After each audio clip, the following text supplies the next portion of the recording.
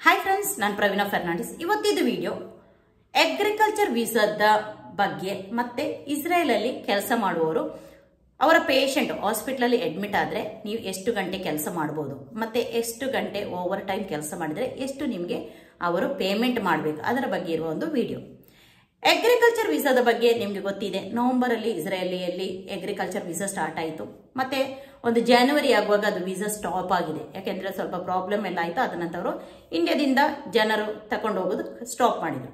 ಅದರ ನಂತರ ಕೂಡ ಕೆಲವು ಏಜೆಂಟ್ಗಳು ನಿಮಗೆ ಅಗ್ರಿಕಲ್ಚರ್ ವೀಸಾ ಬರುತ್ತೆ, ವೇಟ್ ಮಾಡಿ ಅಂತ ಹೇಳಿ, ಅದೇ ರೀತಿ ಕೆಲವು ಏಜೆಂಟ್ಗಳು ಇಸ್ರೇಲಿದು ಇಮಿಗ್ರೇಷನ್ ಅಥಾರಿಟಿದು ಒಂದು ಲೆಟರ್ ಪ್ಯಾಡ್ ಅಲ್ಲಿ ಸುಮ್ಮನೆ ಒಂದು ಜಾಬ್ ಆರ್ಡರ್ ಪ್ರಿಂಟ್ ಮಾಡಿ ಅವರ ಪಾಸ್ಪೋರ್ಟ್ ನಂಬರ್ ಎಲ್ಲ ಹಾಕಿ ಜಾಬ್ ಆರ್ಡರ್ ಪ್ರಿಂಟ್ ಮಾಡಿ ಅವರ ಅಥಾರಿಟಿ ಅವರ ಫೇಕ್ ಸಿಗ್ನೇಚರ್ ಹಾಕಿ ಕೊಟ್ಟು ಎಷ್ಟೋ ಜನರ ಹತ್ರ ದುಡ್ಡು ತಗೊಳ್ತಾ ಇದ್ದಾರೆ. ಯಾಕೆಂದ್ರೆ ನನಗೆ ಕೂಡ ಒಂದು 2-3 ವಾರದ ಮೊದಲು ಹಂಗೆ ಒಂದು ಲೆಟರ್ ಬಂತು. ಒಬ್ರು ನನ್ನ ಹತ್ರ ಕೇಳಿದ್ರು, ಅಕ್ಕ ಇದು ಒರಿಜಿನಲ್ ಅಂತ ಹೇಳಿ.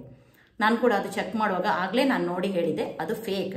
ಯಾಕೆಂತ ಹೇಳಿದ್ರೆ ಅದರಲ್ಲಿ ನನಗೆ 2-3 ವಿಷಯ ನನಗೆ ಗೊತ್ತಾಯಿತು. ಅದರ ನಂತರ ಅದನ್ನ ನಾನು ಫೇಕ್ ಅಂತ ಹೇಳಿದೆ. ಫಸ್ಟ್ ಆಫ್ ಆಲ್ ಇಮಿಗ್ರೇಷನ್ ಅಥಾರಿಟಿದು ಸಿಗ್ನೇಚರ್ ಅಲ್ಲಿ ಇದು ಮೇನ್ ಪರ್ಸನ್ ಸಿಗ್ನೇಚರ್ ಇರುವ ಸ್ಥಳದಲ್ಲಿ ಅದು ಕಾಪಿ ಪೇಸ್ಟ್ ಮಾಡಿದ ಒಂದು ಪೇಪರ್ ಸ್ಟಿಕ್ ಮಾಡಿದ ತರ ಇತ್ತು. ಒರಿಜಿನಲ್ ಸಿಗ್ನೇಚರ್ ಅಲ್ಲ, ಪೇಪರ್ ಸ್ಟಿಕ್ ಮಾಡಿದ ಸಿಗ್ನೇಚರ್ ಇತ್ತು. ಯಾಕಂದ್ರೆ ಒರಿಜಿನಲ್ ಸಿಗ್ನೇಚರ್ ಏನಂತ ನಂಗೆ ಗೊತ್ತುಂಟು, ನನ್ನ ಹತ್ರ ಬೇರೆ ಪೇಪರ್ಸ್ ಉಂಟು, ಅದರಿಂದ ನನಗೆ ಗೊತ್ತಿದೆ. ಅದು ನನಗೆ ಸಿಗ್ನೇಚರ್ ಗೊತ್ತಾಯಿತು. ಎರಡನೇ ಅಂಶ ಅಂತ ಹೇಳಿದ್ರೆ ಆ ಜಾಬ್ ಆರ್ಡರ್ ಪ್ರಿಂಟ್ ಆದ ದಿವಸ ಡೇಟ್ ಅಂತ ಹೇಳಿದ್ರೆ ಶನಿವಾರ ದಿವಸ. ಇಸ್ರೇಲ್ ಅಲ್ಲಿ ಕೆಲಸ ಮಾಡುವವರಿಗೆ ಗೊತ್ತಿದೆ, ಯಾಕೆಂದ್ರೆ ಶುಕ್ರವಾರ ಶನಿವಾರ ಮಿಸ್ರಾದ್ ಪನಿ ವರ್ಕ್ ಮಾಡೋದಿಲ್ಲ, ಇಮಿಗ್ರೇಷನ್ ಅಥಾರಿಟಿ ವರ್ಕ್ ಮಾಡೋದಿಲ್ಲ. ಆದ್ರಿಂದ ಶುಕ್ರವಾರ ಶನಿವಾರ ಅಲ್ಲಿ ರಜೆ. ಆದ್ರಿಂದ ಆ ಲೆಟರ್ ಶನಿವಾರ ಡೇಟಿಗೆ ಅವರು ಪ್ರಿಂಟ್ ಮಾಡಿ ಕೊಟ್ಟಿದ್ದಾರೆ. ಓಕೆ, ಆಗ್ಲೇ ಅದು ಫೇಕ್ ಅಂತ 2 ರೀತಿಯಲ್ಲಿ ಪ್ರೂಫ್ ಆಯಿತು. ಆ ಹುಡುಗ ಪಾಪ ತಮಿಳ್ನಾಡಿದ ಯಾವುದೇ ಏಜೆನ್ಸಿ ಅಂತೆ, ಅವನು ಮಂಗಳೂರಿನವ, ಅವನು ಆಲ್ರೆಡಿ 2 ಲಕ್ಷ ರೂಪಾಯಿ ಕೊಟ್ಟಿದ್ದಾನೆ. ಅವನ ಪಾಸ್ಪೋರ್ಟ್ ಒರಿಜಿನಲ್ ಪಾಸ್ಪೋರ್ಟ್ ಕೂಡ ಸೆಂಡ್ ಮಾಡಿದ್ದಾನೆ ಏಜೆನ್ಸಿಗೆ. ನಾನು ಅದಕ್ಕೆ ಹೇಳಿದೆ ಇದು ಫೇಕ್, ಅದರಿಂದ ನೀನು ಬೇಗ ಏನಾದರೂ ಸುಳ್ಳು ಹೇಳಿ ಆ ದುಡ್ಡು ವಾಪಸ್ ತೆಕೋ, ನಿನ್ನ ಪಾಸ್ಪೋರ್ಟ್ ವಾಪಸ್ ತೆಕೋ, ಇಲ್ಲದಿದ್ರೆ ನಿನಗೆ ಮತ್ತೆ ದುಡ್ಡು ಸಿಗೋದು ಕಷ್ಟ, ಯಾಕಂದ್ರೆ ಇದು ಫೇಕ್ ಅಂತೇಳಿ ನಾನು ಎಕ್ಸ್ಪ್ಲೇನ್ ಇದೆ. ಅದೇ ಇದಾದ ನಂತರ 1 ವಾರದ ನಂತರ ಇಸ್ರೇಲ್ ಅಲ್ಲಿ ಕಬ್ಲಾವುದ್ ಕೂಡ ಇದರ ಬಗ್ಗೆ ಒಂದು ಲೆಟರ್ ಪಬ್ಲಿಷ್ ಮಾಡಿತ್ತು. ಅವರು ಕೂಡ ಹೇಳಿದ್ರು ಇಂಡಿಯಾದಲ್ಲಿ ತುಂಬಾ ಏಜೆನ್ಸಿಗಳು ಹೀಗೆ ಒಂದು ಫೇಕ್ ಜಾಬ್ ಆಫರ್ ಲೆಟರ್ ಕೊಟ್ಟು ಜನರ ಹತ್ರ ದುಡ್ಡು ತಗೊಳ್ತಾ ಇದ್ದಾರೆ. ಯಾಕೆಂದ್ರೆ ಇಸ್ರೇಲ್ ಅಲ್ಲಿ ಈಗ ಅಗ್ರಿಕಲ್ಚರ್ ಸೆಕ್ಟರ್ಗೆ ಇಂಡಿಯಾದ ಜನರನ್ನು ತಗೊಳ್ತಾ ಇಲ್ಲ. ನಾನು ಮೊದಲಿಂದ ಸಹ ಹೇಳ್ತಾ ಇದ್ದೇನೆ, ನಾನು ಜನವರಿಯಿಂದ ಎಲ್ಲರಿಗೂ ಮೆಸೇಜ್, ಯಾರು ನನಗೆ ಮೆಸೇಜ್ ಮಾಡಿದ್ರು ಎಲ್ಲರಿಗೂ ಹೇಳುವ ವಿಷಯ ನಾನು ಅದು ಮಾತ್ರ, ಇಸ್ರೇಲ್ದು ಅಗ್ರಿಕಲ್ಚರ್ ವೀಸಾ ಸ್ಟಾಪ್ ಆಗಿದೆ. ಒಂದು ಜನ ನನಗೆ ಕಮೆಂಟ್ ಕೂಡ ಮಾಡಿದ್ರು, ನೀವೇನು ಅಲ್ಲಿದು ಪ್ರೈಮ್ ಮಿನಿಸ್ಟರ್, ನಿಮ್ಗೆಲ್ಲ ಗೊತ್ತಿರೋದಾ ಅಂತ ಹೇಳಿ. ನಮಗೆ ಗೊತ್ತಿದ್ದ ವಿಷಯ ನಾವು ನಿಮ್ಗೆ ಹೇಳ್ತೇವೆ. ಅದು ನಿಮ್ಗೆ ಬೇಕಾದ್ರೆ ತಕೊಳ್ಬಹುದು, ಇಲ್ಲದ್ರೆ ನಿಮ್ಗೆ ಬಿಡ್ಬೋದು, ಅದು ನಿಮ್ಮ ಇಷ್ಟ. ನಾನು ಫೋರ್ಸ್ ಮಾಡಿ ಇದು ತಕೊಳ್ಳಿ, ಇದು ನಾನು ಇದು ಮಾಡ್ತೇನೆ ಅಂತ ನನಗೆ ಯಾರನ್ನು ಫೋರ್ಸ್ ಮಾಡ್ಲಿಕ್ಕೆ ಆಗುದಿಲ್ಲ. ಇರುವ ವಿಷಯ ನಾನು ಹೇಳ್ತೇನೆ. ಓಕೆ, ಯಾಕೆಂತ ಹೇಳಿದ್ರೆ ಈಗ ಅಗ್ರಿಕಲ್ಚರ್ ಸೆಕ್ಟರ್ಗೆ ಇಂಡಿಯಾದಿಂದ ಯಾರನ್ನು ತಕೊಳ್ತಾ ಇಲ್ಲ. ಇನ್ನು ತಕೊಳ್ಬೇಕಾದ್ರೆ ಬೈಲಾಟಿಕಲ್ ಅಗ್ರಿಮೆಂಟ್, ಈ ಅಗ್ರಿಕಲ್ಚರ್ ಸೆಕ್ಟರ್ಗೆ ಕೂಡ ಬೈಲಾಟಿಕಲ್ ಅಗ್ರಿಮೆಂಟ್ ಆಗಿ ಬೇಕಾದ್ರೆ ತಗೊಳ್ಬಹುದು. ಆದ್ರೂ ಕೂಡ ಚಾನ್ಸಸ್ ತುಂಬಾ ಕಡಿಮೆ. ಯಾಕೆಂತಂದ್ರೆ ಆಲ್ಮೋಸ್ಟ್ ಜನ ಈಗ ಅಲ್ಲಿ ರೀಚ್ ಆಗಿದ್ದಾರೆ. ರೀಚ್ ಆದವರು ಕೂಡ ತುಂಬಾ ಕಷ್ಟ ಅನುಭವಿಸ್ತಾ ಇದ್ದಾರೆ. ಯಾಕೆಂತ ಹೇಳಿದ್ರೆ ಅವರಿಗೆ ಹೇಳಿದ ಸಂಬಳ ಅಲ್ಲಿ ಸಿಗ್ತಾ ಇಲ್ಲ. ಅದೇ ರೀತಿ ಕೆಲಸ ಕೂಡ ಕಷ್ಟ ಇದೆ. ಯಾಕೆಂದ್ರೆ ಬಿಸಿಲಲ್ಲಿ ಚಳಿ ಇರುವಾಗ ಎಲ್ಲಾ ಟೈಮ್ಗೆ ಕೆಲಸ ಮಾಡಬೇಕು. ಮಾತ್ರ ಇಸ್ರೇಲ್ ಅಲ್ಲಿ ಕೆಲಸ ಅಂತ ಹೇಳಿದ್ರೆ 8 ಗಂಟೆ ಕೆಲಸ ಅಂತ ಹೇಳಿದ್ರೆ ನೀವು 8 ಗಂಟೆ ಹೆವಿಯಾಗಿ ಕೆಲಸ ಮಾಡ್ಬೇಕು. ನಾನು ಮೊದಲು ಸಹ ಹೇಳಿದ್ದೇನೆ, ಊರಲ್ಲಿ ಊರಿನ ತರ ನಾನು ಸ್ವಲ್ಪ ನೀರು ಕುಡಿತೇನೆ, ಸ್ವಲ್ಪ ಮೊಬೈಲ್ ನೋಡ್ತೇನೆ, ಮೊಬೈಲ್ ಸಾಂಗ್ ಕೇಳ್ತೇನೆ, ಹಾಗೆ ಹೇಳಿ ಇಸ್ರೇಲ್ ಅಲ್ಲಿ ಕೆಲಸ ಮಾಡ್ಲಿಕ್ಕೆ ಆಗುದಿಲ್ಲ. 8 ಗಂಟೆ ಕೆಲಸ ಅಂತ ಹೇಳಿದ್ರೆ 8 ಗಂಟೆ, ನಿಂತಾದ್ರೆ ನಿಂತೇ ಕೆಲಸ ಮಾಡ್ಬೇಕು, ಕೂತ್ಕೊಂಡಾದ್ರೆ ಕೂತ್ಕೊಂಡು ಕೆಲಸ ಮಾಡಬೇಕು. ಯಾಕೆಂತ ಹೇಳಿದ್ರೆ ಅಗ್ರಿಕಲ್ಚರ್ ಇದು ಕೆಲಸ ನಿಮ್ಗೆ ಗೊತ್ತಿದೆ. ಆ ಟೈಪ್ ಅಲ್ಲಿ ನಮ್ಮ ಇಂಡಿಯಾದ ಟೈಪ್ ಅಲ್ಲ ಅಗ್ರಿಕಲ್ಚರ್ ಇದು, ಅಲ್ಲಿ ಸ್ವಲ್ಪ ಡಿಫ್ರೆನ್ಸ್ ಇದೆ. ಆದ್ರೂ ಕೂಡ 1-2 ವಿಡಿಯೋ ನೋಡಿರ್ಬೋದು, ಮಲಯಾಳಿ ಸಹ ಹಾಕಿದ ವಿಡಿಯೋ ಇದೆ.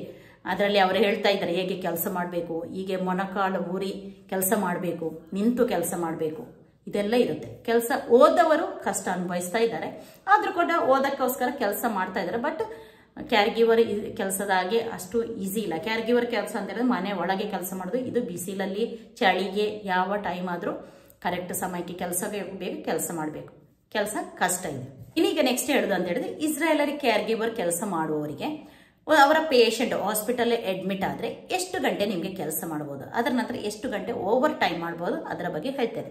ಇಸ್ರೇಲ್ ಅಲ್ಲಿ ಪೇಷಂಟ್ ಅಡ್ಮಿಟ್ ಆದ್ರೆ 7 ಗಂಟೆ ನಮಗೆ ನಾರ್ಮಲ್ ಆಗಿ ನಾವು ಹಾಸ್ಪಿಟಲ್ ಅವರ ಜೊತೆ ಕೆಲಸ ಮಾಡಬೇಕು. ಅದು ನಮ್ದು ಕೆಲಸದ ಡ್ಯೂಟಿ. 7 ಅವರ್ಸ್ ನಾವು ನಮ್ಮ ತಿಂಗಳ ಸಂಬಳದಲ್ಲಿ ನಾವು ಕೆಲಸ ಮಾಡಬೇಕು. 7 ಗಂಟೆಗಿಂತ ಜಾಸ್ತಿ ನೀವು ಒಂದು 2 ಗಂಟೆ ಜಾಸ್ತಿ ಕೆಲಸ ಮಾಡಿದ್ರೆ, ಅಂದ್ರೆ 9 ಗಂಟೆ ಕೆಲಸ ಮಾಡಿದ್ರೆ, ಸ್ಟಾರ್ಟಿಂಗ್ ಇದು 2 ಗಂಟೆ ಅಂತ ಹೇಳಿದ್ರೆ, ಆ 2 ಗಂಟೆಗೆ ಒಂದೊಂದು ಗಂಟೆಗೆ 40.38 ಶೇಕೆಲ್ ಅವರು ಸ್ಟಾರ್ಟಿಂಗ್ 2 ಗಂಟೆಗೆ ಪೇ ಮಾಡಬೇಕು. 2 ಗಂಟೆ ಅಂತ ಹೇಳಿದ್ರೆ 80 ಶೇಕೆಲ್ ಚಿಲ್ಲರೆ ಬರುತ್ತೆ 2 ಗಂಟೆ ಕೆಲಸ ಮಾಡಿದ್ರೆ. ಅದು ಅದ ನಂತರ ಪುನಃ 2 ಗಂಟೆ ಎಕ್ಸ್ಟ್ರಾ ನೀವು ಕೆಲಸ ಮಾಡಿದ್ರೆ 48.46 ಮತ್ತೆ 2 ಗಂಟೆ ಅಂದ್ರೆ ಟೋಟಲ್ 4 ಗಂಟೆ ಕೆಲಸ ಮಾಡಿದ್ರೆ ಸ್ಟಾರ್ಟಿಂಗ್ 2 ಗಂಟೆಗೆ 40.38 ಲೆಕ್ಕದಲ್ಲಿ 2 ಗಂಟೆಗೆ ಪೇ ಮಾಡಬೇಕು. ಅದರ ನಂತರ 2 ಗಂಟೆ ಕೆಲಸ ಮಾಡಿದ್ರೆ 48.46 ಲೆಕ್ಕದಲ್ಲಿ 2 ಗಂಟೆ ಪೇ ಮಾಡಬೇಕು. ಮತ್ತೆ ಟೋಟಲ್ ಆಗಿ ಒಂದು ದಿನಕ್ಕೆ ಟೋಟಲ್ ಆಗಿ ಹಾಸ್ಪಿಟಲ್ ಅಲ್ಲಿ ನೀವು 12 ಗಂಟೆ ಕೆಲಸ ಮಾಡಬಹುದು. 12 ಗಂಟೆ ಅಂತ ಹೇಳಿದ್ರೆ 7 ಗಂಟೆ ನಿಮ್ದು ನಾರ್ಮಲ್ ಆಗಿ ಕೆಲಸ ಮಾಡಬೇಕು. ಅದರ ನಂತರ 5 ಗಂಟೆ ಎಕ್ಸ್ಟ್ರಾ ನೀವು ಮಾಡಬಹುದು. ಅದಕ್ಕಿಂತ ಜಾಸ್ತಿ ಮಾಡಲಿಕ್ಕೆ ನಮಗೆ ಪರ್ಮಿಷನ್ ಇಲ್ಲ. ಮತ್ತೆ ಟೋಟಲ್ ಒಂದು ವಾರದಲ್ಲಿ ನೀವು ಹಾಸ್ಪಿಟಲ್ ಕೆಲಸ ಮಾಡುವಾಗ ಒಂದು ವಾರದಲ್ಲಿ 16 ಗಂಟೆ, ಒಂದು ವಾರದಲ್ಲಿ ಟೋಟಲ್ ಆಗಿ 16 ಗಂಟೆ ನಿಮಗೆ ಓವರ್ ಟೈಮ್ ಮಾಡಬಹುದು. 7 ಗಂಟೆ ಕೆಲಸ ಅಲ್ಲ, ಅದಕ್ಕಿಂತ ಓವರ್ ಟೈಮ್ ಎಕ್ಸ್ಟ್ರಾ ಮಾಡ್ತಿರಲ್ಲ, ಆ ಲೆಕ್ಕದಲ್ಲಿ ಒಂದು ವಾರದಲ್ಲಿ 16 ಗಂಟೆ ನೀವು ಕೆಲಸ ಮಾಡಬಹುದು. ಅದಕ್ಕಿಂತ ಜಾಸ್ತಿ ಮಾಡಲಿಕ್ಕೆ ಪರ್ಮಿಷನ್ ಇಲ್ಲ. ಇಷ್ಟು ಇವತ್ತಿದು ವಿಡಿಯೋ. ಇಸ್ರೇಲಲ್ಲಿ ಹಾಸ್ಪಿಟಲ್ ನಿಮ್ಮ ಪೇಷಂಟ್ ಏನಾದರೂ ಹಾಸ್ಪಿಟಲ್ ಅಡ್ಮಿಟ್ ಆದರೆ ನಿಮಗೆ ಎಷ್ಟು ದುಡ್ಡು ಸಿಗಬೇಕು ಅದರ ಬಗ್ಗೆ ಇರುವ ಒಂದು ವಿಡಿಯೋ. ನಿಮಗೆ ಇದರ ಪೇಪರ್ ಬೇಕಾದರೆ ನನಗೆ ಮೆಸೆಂಜರಲ್ಲಿ ಮೆಸೇಜ್ ಮಾಡಿ. ಮೆಸೆಂಜರಲ್ಲಿ ಕೂಡ ನಂದು ಪ್ರವೀಣಾ ಫೆರ್ನಾಂಡಿಸ್ ಇದೆ, ನನಗೆ ಒಂದು ಮೆಸೇಜ್ ಮಾಡಿ ನಾನು ನಿಮಗೆ ಸೆಂಡ್ ಮಾಡ್ತೇನೆ. ಈವನ್ ಇನ್ಸ್ಟಾದಲ್ಲಿ ಕೂಡ ನಾನು ಪ್ರವೀಣಾ ಫೆರ್ನಾಂಡಿಸ್ ಅಂತಲೇ ನಂದು ಇನ್ಸ್ಟಾ ID ಕೂಡ, ಅಲ್ಲಿಂದ ಕೂಡ ನನಗೆ ಮೆಸೇಜ್ ಮಾಡಿದರೆ ನಾನು ನಿಮಗೆ ಇದರದ್ದು ಪೇಪರ್ ಸೆಂಡ್ ಮಾಡ್ತೇನೆ. ಮತ್ತೆ ಇದರದ್ದು ಡೀಟೇಲ್ಸ್ ಎಷ್ಟು ಅಮೌಂಟ್ ಅಂತೇಳಿ ನಾನು ಡಿಸ್ಕ್ರಿಪ್ಷನ್ ಬಾಕ್ಸಲ್ಲಿ ಹಾಕ್ತೇನೆ. ಮತ್ತೆ ಯಾರಿಗಾದರೂ ಇಸ್ರೇಲಿಗೆ ಕ್ಯಾರ್ ಗಿವರ್ ವೀಸಾಕ್ಕೆ ಹೋಗಲಿಕ್ಕೆ ಬೇಕಾದರೆ ನಾನು ಇಸ್ರೇಲಿದು ಕ್ಯಾರ್ ಗಿವರ್ ವೀಸಾ ಮಾಡ್ತಾ ಇದ್ದೇನೆ. ಯಾರಿಗಾದರೂ ಇಂಟ್ರೆಸ್ಟ್ ಇದೆ, ಏನಾದರೂ ಅದರ ಬಗ್ಗೆ ಏನಾದರೂ ಕೇಳಲಿಕ್ಕಿದ್ರೆ ನನ್ನನ್ನು ಕಾಂಟ್ಯಾಕ್ಟ್ ಮಾಡ್ಬೋದು. ನನ್ನ ಫೋನ್ ನಂಬರ್ ನಾನು ನನ್ನ ಈ ವಿಡಿಯೋದ ಒಟ್ಟಿಗೆ ಅಟ್ಯಾಚ್ ಮಾಡ್ತೇನೆ. ನನ್ನನ್ನು ಕಾಂಟ್ಯಾಕ್ಟ್ ಮಾಡಿದರೆ ಅದರ ಡೀಟೇಲ್ಸ್ ಆಗಿ ನಾನು ನಿಮಗೆ ಹೇಳ್ತೇನೆ. ಏಜ್ ಲಿಮಿಟೇಷನ್ 25 to 50 ತನಕ ಇಸ್ರೇಲ್ಗೆ ಕ್ಯಾರ್ ಗಿವರ್ ವೀಸಾಕ್ಕೆ ಹೋಗ್ಬೋದು. ಮತ್ತೆ ಇಂಗ್ಲಿಷ್ ಗೊತ್ತಿರಬೇಕು. ಯಾಕೆಂತ ಹೇಳಿದ್ರೆ ಬಾಂಬೆಯಲ್ಲಿ ಎಂಬೆಸಿಯಲ್ಲಿ ಇಂಟರ್ವ್ಯೂ ಇದೆ, ಅದು ಇಂಗ್ಲೀಷಲ್ಲಿದೆ. ಅದರಿಂದ ನಿಮಗೆ ಇಂಗ್ಲೀಷ್ ಗೊತ್ತಿರಬೇಕು. SSLC ಪಾಸ್ ಆಫ್ ಫೇಲ್ ಅದು ಪ್ರಾಬ್ಲಮ್ ಅಲ್ಲ, ಆದರೂ ಕೂಡ ಇಂಗ್ಲೀಷ್ ಗೊತ್ತಿರಬೇಕು, ಅದು ಮೇನ್. ಮತ್ತೆ ಕೆಲವು ಡಾಕ್ಯುಮೆಂಟ್ಸ್ ಪೇಪರ್ಸ್ ಎಲ್ಲ ಬೇಕು. ಅದು ಏನೆಲ್ಲ ಬೇಕು ನಾನು ನಿಮ್ಗೆ ಡೀಟೇಲ್ಸ್ ಆಗಿ ಮತ್ತೆ ನೀವು ಕಾಂಟ್ಯಾಕ್ಟ್ ಮಾಡಿದಾಗ ನಾನು ನಿಮಗೆ ಹೇಳ್ತೇನೆ. ಓಕೆ, ಇಷ್ಟೇ ಇವತ್ತಿದು ವಿಡಿಯೋ. ಅಗ್ರಿಕಲ್ಚರ್ ಫೇಕ್ ಏಜೆಂಟ್ ತುಂಬ ಜನ ಇದ್ದಾರೆ, ಅದರಿಂದ ಕೇರ್ಫುಲ್ ಆಗಿ ಯಾರಿಗೂ ದುಡ್ಡು ಕೊಡಬೇಡಿ, ನಿಮ್ಮ ಪಾಸ್ಪೋರ್ಟ್ ಕೊಡಬೇಡಿ. ಯಾಕೆಂದರೆ ಇಸ್ರೇಲಿಗೆ ಈಗ ಅಗ್ರಿಕಲ್ಚರ್ ವೀಸಾಕ್ಕೆ ತಗೊಳ್ತಾ ಇಲ್ಲ. ಇದು ನಾನು 100% ಕನ್ಫರ್ಮೇಷನ್ ಅಲ್ಲಿ ಇದು ಹೇಳ್ತಾ ಇದ್ದೇನೆ. ಓಕೆ, ಅದು ಮತ್ತೆ ನಿಮ್ದು ಇಷ್ಟ. ನಾನು ಹೇಳಲಿಕ್ಕಿದ್ದದು ನಾನು ಹೇಳ್ತೇನೆ. ಓಕೆ, ಮತ್ತೆ ಇಸ್ರೇಲಲ್ಲಿ ಹಾಸ್ಪಿಟಲ್ ಡ್ಯೂಟಿ ಮಾಡಿದ್ರೆ ಎಷ್ಟೆಷ್ಟು ದುಡ್ಡು ಸಿಗಬೇಕು ಅದರ ಬಗ್ಗೆ ಕೂಡ ಇವತ್ತಿದ್ದು ವಿಡಿಯೋದಲ್ಲಿ ನಾನು ಹೇಳಿದ್ದೇನೆ.